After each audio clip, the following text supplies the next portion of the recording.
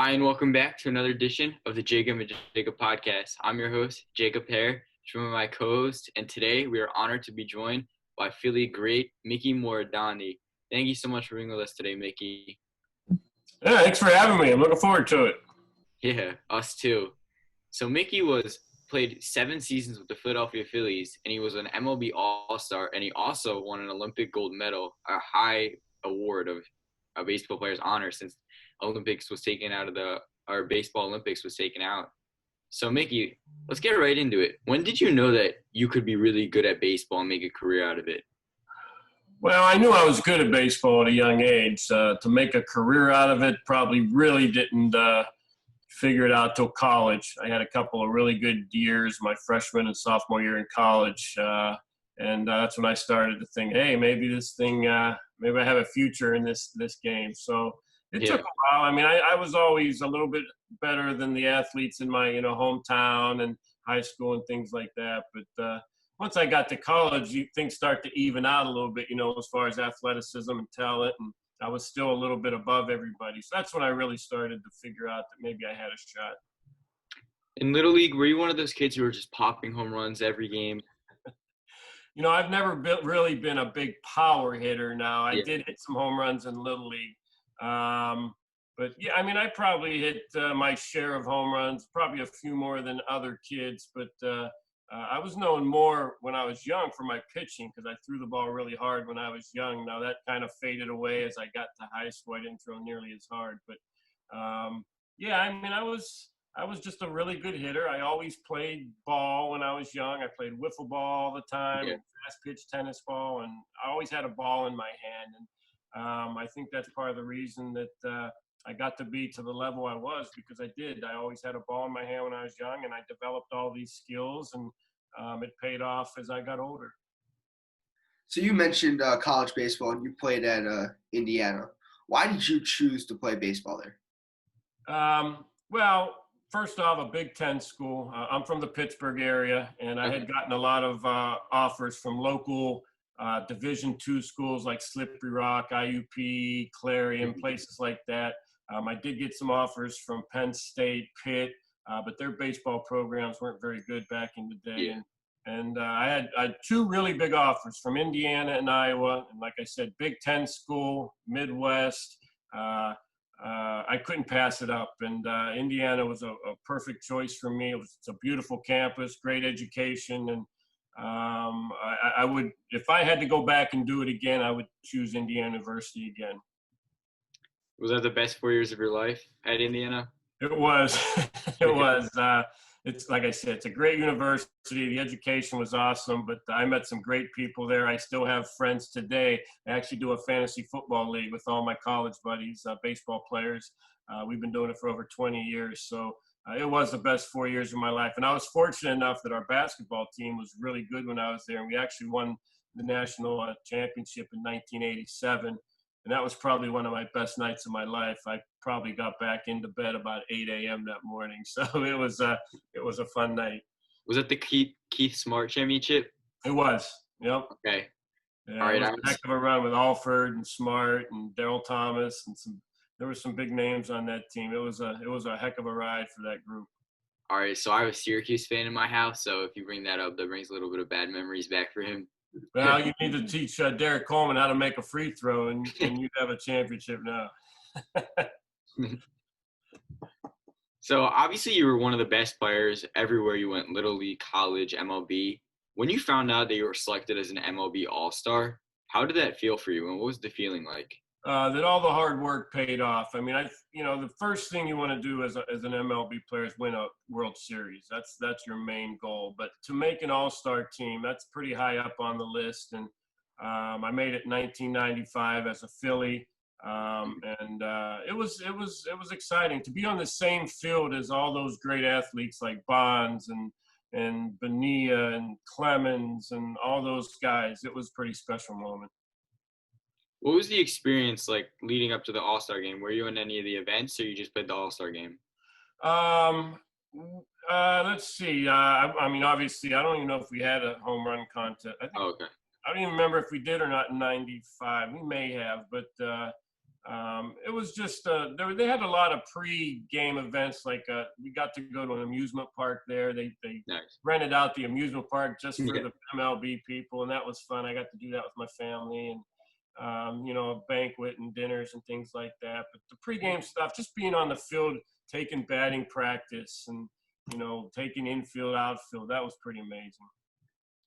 So obviously, right now the MLB coming off of a very long break with the whole coronavirus thing, and now they're back. If you were a player today, what would be your main focus in order to stay in shape for the season during the break? Well, the issue is, these guys stayed in shape from November to February. They worked out for 4 or 5 months, and then they get to play and finally go to spring training, play some games. Then all of a sudden it comes to a halt again. Now they got to start working out again, and for another 2 or 3 months. And that's hard to do. It's hard to maintain that discipline. But for me, it would just be exciting to get on the field now. They're going to have to make a boatload of adjustments, obviously, this year. There's going to be no fans, which is going to be a huge adjustment for these guys. They're going to have to motivate themselves. They won't have that big crowd behind them to motivate them. There's no spitting, no sunflower seeds, no bubble gum. Got to stay 6 feet away, no high five, and any of that stuff. And that's going to be a huge adjustment for these guys. So it's probably going to take, a good 15, 20 games before they figure it out and get comfortable in this new environment.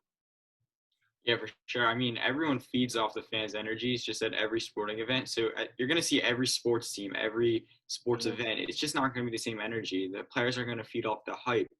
So obviously, with the MLB not having fans there, do you see this as more of like a positive for an away team, or the away team also feeds off the fans as well?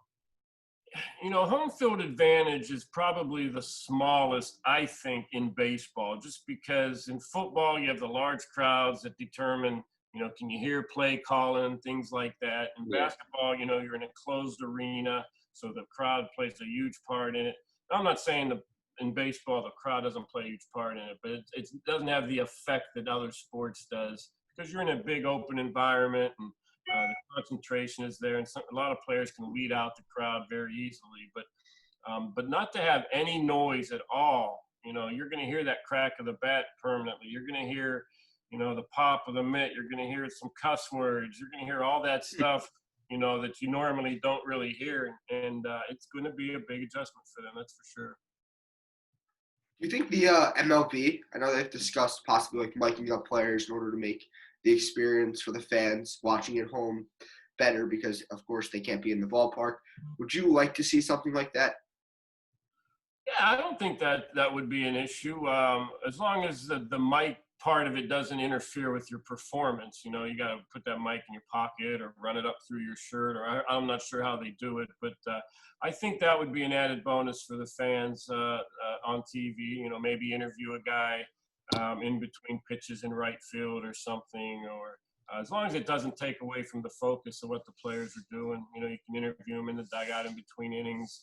They already do the manager. They've always done the manager in between innings on nationally televised games. So I think it would be interesting to see some viewpoints from players in game stuff. I think it would make the viewing public a little more interested, I think. Are there any positives of a 60-game season? I know there's not a lot of positive things going on in the world right now, but is there anything that the MLB can take out of this 60-game season? We'll find out, I guess. I guess some of these new things that they're implementing, like the extra innings, starting a guy on second, it gives them a chance to see if they like it. This new rule where a relief pitcher has to pitch to at least 3 batters. They can see if they like it. Some of these rules, I don't know. I really don't know. I'm not a big fan of determining a World Series champion in 60 games. I understand we have to do it now because this thing, these negotiations went on so long. I would have liked to see more in the 80, 90 range. But we need baseball now. There's no question about it. And it'll be an interesting 2 months, that's for sure. What are you most looking forward to with having baseball back? I think it's going to be interesting to see teams that may not be really, really good might have a shot at getting into the playoffs here because of the 60 games. And we saw it last year where the Nationals got, what were they, 13-31 or something like that. Yeah, First something 45 games, terrible. they end up world champions. So you can't afford to do that this year. You cannot have an extended slump from a team aspect, or you're not going to make the playoffs. So it'll be interesting to see. Most of these managers are going to have to really. This is a time when every game is really important.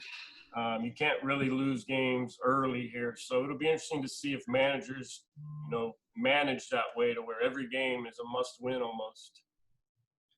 So you're a Phillies fan, and you work with the Phillies right now. What do you I'm a expect to Phillies see? team ambassador, and I bleed Philly red. So yes, I'm a Yeah, huge Phillies I love to hear that. So fan. we Yeah, love to hear out of you're not Philly. Mets fans, are you? No, Philly. he's Philly. Good. I would have had to stop this podcast if you guys are Mets fans. Yeah. So obviously you work with the Phillies and you played with the Phillies. What do you expect to see from the Phillies this season? Well, I think bringing in Joe Girardi was a huge plus for this team. He's Okay. managed in New York, one of the toughest places to manage, and he's had a lot of success up there. He's got a mix of old school and new school, where he knows how to handle players, but he can be a tough SOB to discipline them. He does things his own way. I think he's an old school manager, but yet he's not afraid to incorporate a lot of this new analytic stuff, and if he needs it, he uses it. So that's what I'm most looking forward to is watching Joe work with these kids, putting them all in the best position to succeed. And I'm also interested to see how Zach Wheeler does for us. Obviously, a big acquisition from the Mets, and I'd love to see Bryce Harper come out and just start raking from day one. That would be fun to see. Yeah, I mean, the things I would do to see Bryce Harper just destroy it this season. Right. So you say you're a team ambassador and you're also a former coach for the Phillies. How is Right. coaching and being an ambassador giving you a different outlook on baseball rather than being a player and being in the dugout? Well, coaching is more of like I just said, you have to manage each individual differently. They all have Yeah. different personalities, and that's what a good manager does. Is he can manage each player individually and play to their strengths and know what their weaknesses are, and that's what good managing does. And it's similar to a coach. Who you can yell at, who you can't yell at.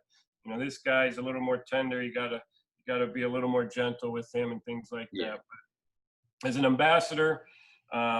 It's a great job. I get to meet so many fans and so many sponsors and people that are fans of the Phillies, and I get to hang out with them and, sign autographs and take photos and get to play in golf tournaments, with sponsors. And I get to go visit sick kids in hospitals and try and cheer them up and visit schools and talk to schools and things like that. So it's a great job, and I really enjoy it. We have some really great fans here in Philadelphia, and it's fun to be a part of it.